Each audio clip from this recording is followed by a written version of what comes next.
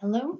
So today we're going to be going over strengthening our Hatha practice. We're just going to go over a few postures, things that I see as a yoga teacher where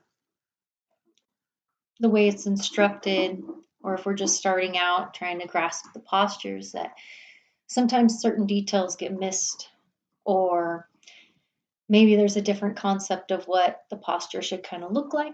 So we're just going to get an idea of what that's supposed to look like, how to build and ground into that posture so that you're getting the results that you should be expecting in your practice.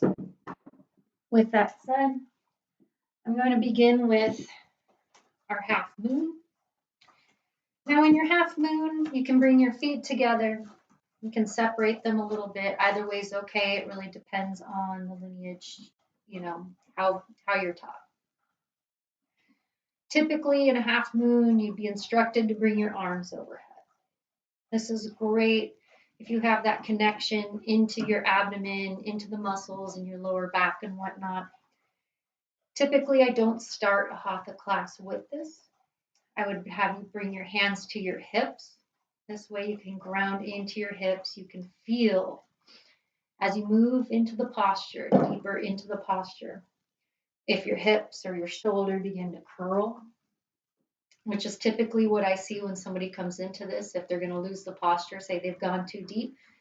If your arms are up here, as you begin to lengthen through your spine and sink into this posture, this is what I see.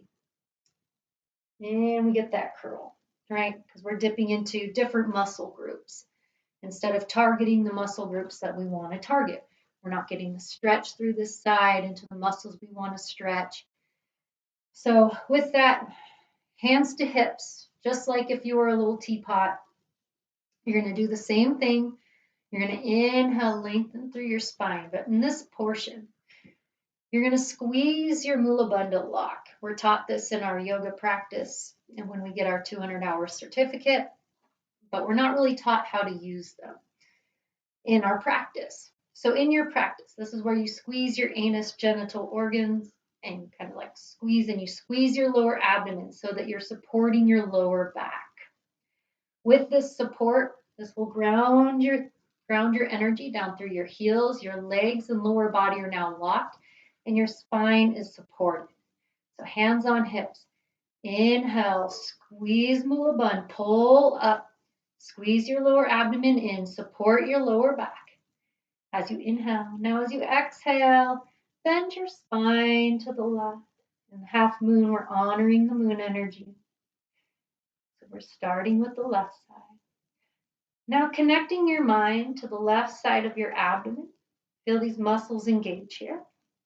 Now to get that opening through your right side body, we're going to bring our right arm overhead, reaching through your fingers. Now you're going to begin to feel that weight of your arm.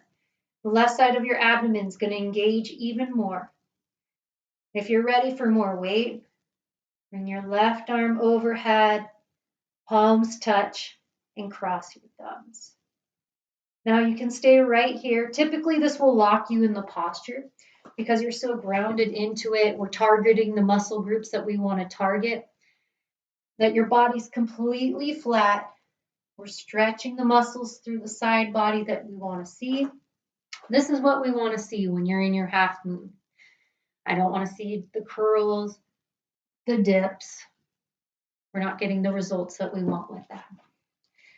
Another posture where I see, or asana, where I see kind of people begin to fall out of, and it's at no fault of their own. It's the way it's instructed. We haven't built those muscles that we need to build to really hold that posture strong.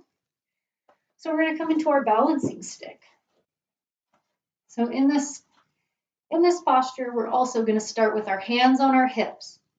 Because as you come down in this posture, typically what happens is your hip begins to pop up. When your hip begins to curl up, this shifts your weight over to the side and will throw you off balance. It'll throw you off your mat. So you want to keep your hips level the entire time. Again, what I see in this posture is typically it's instructed arms overhead. This is great if you've got the back strength to hold yourself. But if we're still building that muscle tone, hands to hips, it's going to keep your shoulders back. Your shoulders aren't going anywhere that your hips aren't going. So if you begin to feel your hip come up, stop. That's the depth that you should be at.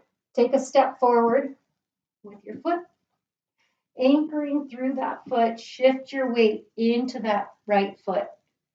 Now, locking your left leg, pick your left leg up. Torso will come down as your leg comes up. And we're just going to find that depth that we can hold. Hips are level. This is where we're at. Now from here, if you feel you can support the weight of your arms, you can bring them overhead, palms together, and you'll hold that straight line. Typically, again, what I see, when the arms come overhead, we step forward, we lock our leg, we come down, hip pops up, or this. It becomes a dive. That rounding at the top of your back, we don't want that. Straight line, even if you're not completely parallel. You're working on building the muscles and grounding into the posture. Now there's a few other ones where I typically kind of see some things where they fall out, but those are the two main ones where I really see like a very strong collapse when the arms are overhead. So if this helps, like and comment.